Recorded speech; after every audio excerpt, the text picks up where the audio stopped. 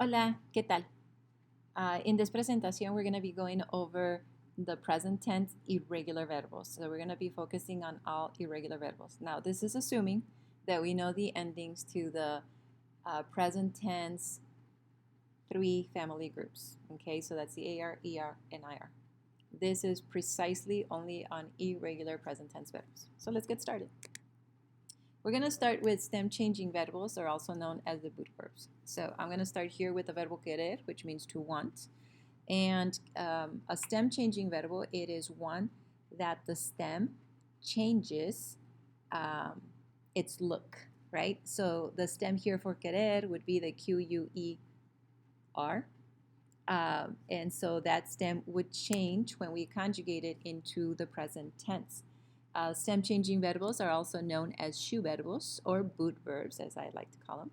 And here is an example of the present tense conjugations. Now, you don't need to write this whole thing, but you're going to get the notes into something else since you have a very small box to write this verb. So, querer, you want to know that it's a stem changing verb, and you could see that that E after the U changes from E to IE. So the boot comes apparent here in the gray shaded area.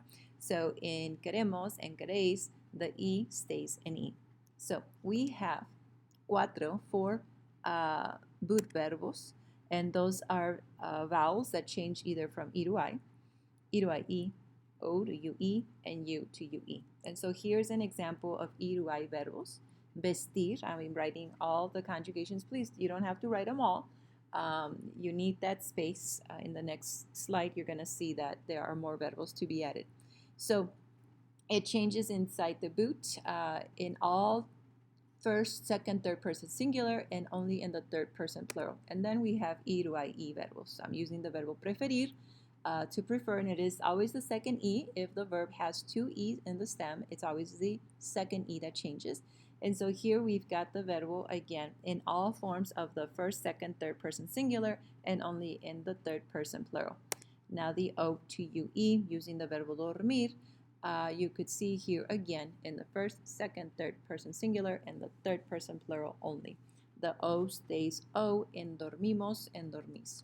And then last and the only verbo that we have, at least for what we need to know for now, is the jugar verbo that changes from U to UE. And that is juego, and the changes in the first, second, third person singular, and in the third person plural. So now, in the next slide here, this is what you would want to write. Oops. And to emphasize the boots, that is where the boots are. So here we have E to I verbos, and we have pedir, servir, decir, and repetir. Now, some verbos, they might be boot verbs, but they're also irregular in other areas, as you know the verbo decir, por ejemplo, which will come up later. So these are E to I. Then we have E to IE. These are some verbos. If we understand where they change, we only need to write them under E to IE verbos. Make sure that you include the English meaning in case you won't remember in, let's say, April. And then we have the O to UE to include some verbos in addition to the ones given before. So we've got these verbos. Now, not only do we have those, well, jugar, it's the only verbo in U to UE.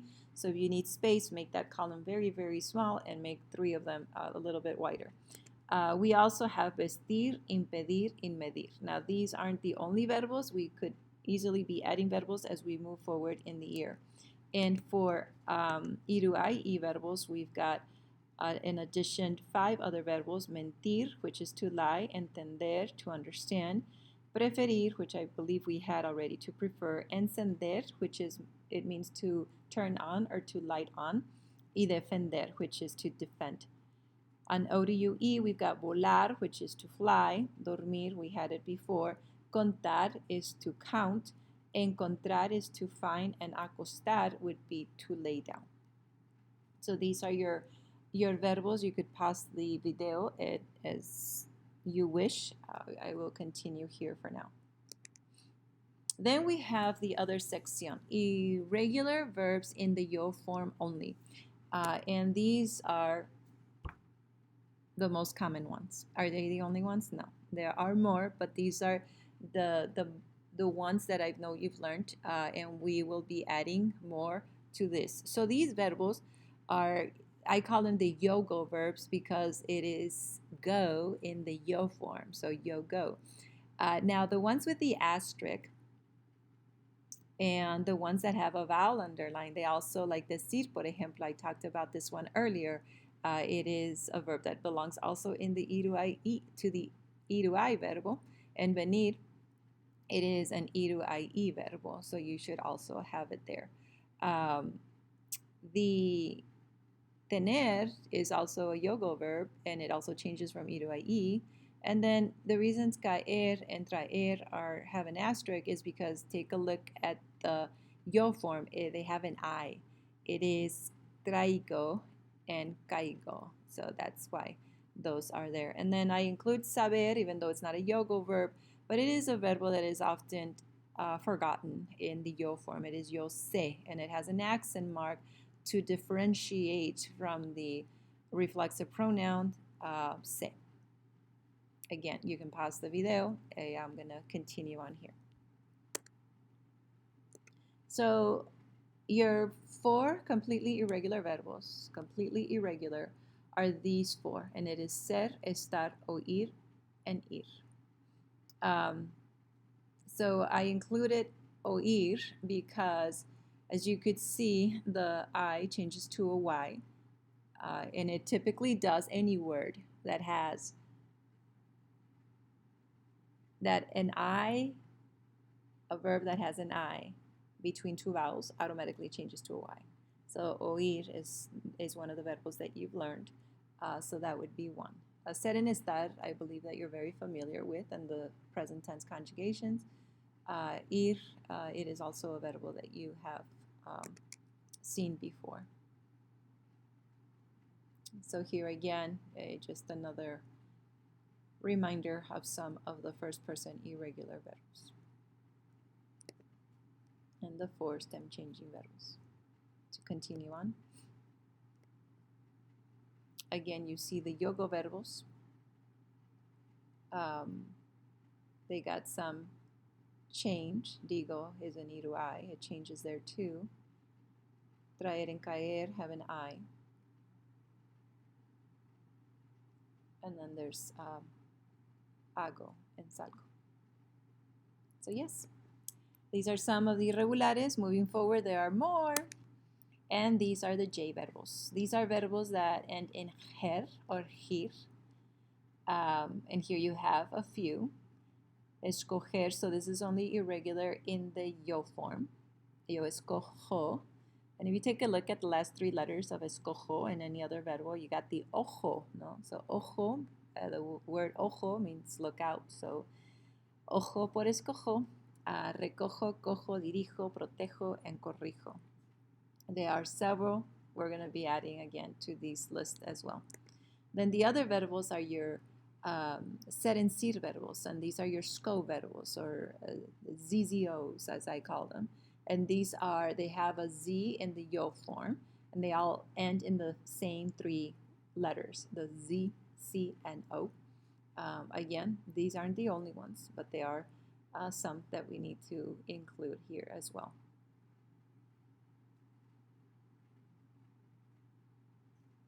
These verbs, just a little side note, they are not irregular. No, never mind. Most of them are not irregular. They are not stem changing verbs. But take a look at corregir, por ejemplo. Corregir, it's a verb that changes from to I. So if you want to add that in your to I section, I think that would be wise for you to do.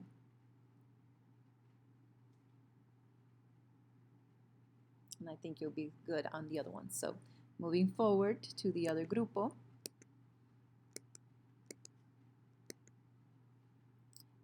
These are your UAR verbo endings and IAR ending verbs. So the difference with these are that for proper pronunciation, they have an accent on the weak vowel. And the weak vowel in Spanish are U, as in the letter U, U, and I, the letter E, or I, see. So if you notice, because the stress is in the weak vowel, and it is next to a strong vowel, like U and the O in continuo, it is the U that has the stress, so it's continuo, continuas, continua, and it's not in the last syllable. That is its irregularity. If it was regular, the stress would be in the last vowel, the last syllable, and but it's not because the stress is in the weak vowel. And so these have that stress in the weak vowel. Now take a look at huir and influir. Again, you see here a verb that has a Y between two vowels, right? So we couldn't have an I. You cannot have an I. You cannot have three vowels. You cannot have three vowels together like that, and especially not the I. So that is when the I becomes a Y. So you have it everywhere, with the exception of huimos and huís. Influimos and influís, because you don't have those three vowels together. We're getting close to the end. Again, you can pause and take the notes. For these verbs, I would suggest, yes, write them all the conjugations. Or make a note to yourself that it has the accent on the U and the I, except en nosotros and vosotros.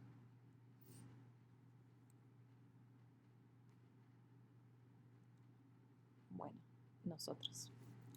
Here we go. All right, and here are some other verbos if these were not included. Oh, and incluir, actually, incluir would be to include. Concluir is to conclude. Construir, destruir, and contribuir. So here again, it's the huir and the U. Concluyo, concluyes. Some of the irregular verbs, and these are irregular because they have that Y. And again, the reason for that Y is because you cannot have those three vowels together, so the I becomes a Y, with the exception here in nosotros and vosotros. I believe this is all. If you have all these notes, wonderful. You will be able to use them in the classes and future writings, etc. If you want to practice with these conjugations and whatnot, I would be more than happy to either give you something, a handout of some sort, and I could add it in maybe Canvas, or if you want some electronical work, then I could also include these other in a site, whether it's Quizlet or other sites. You let me know. Y bueno, this concludes the presentación. This is just a repetition of what we did before. Okay, I'm glad you got your notes, and I'll see you in clase.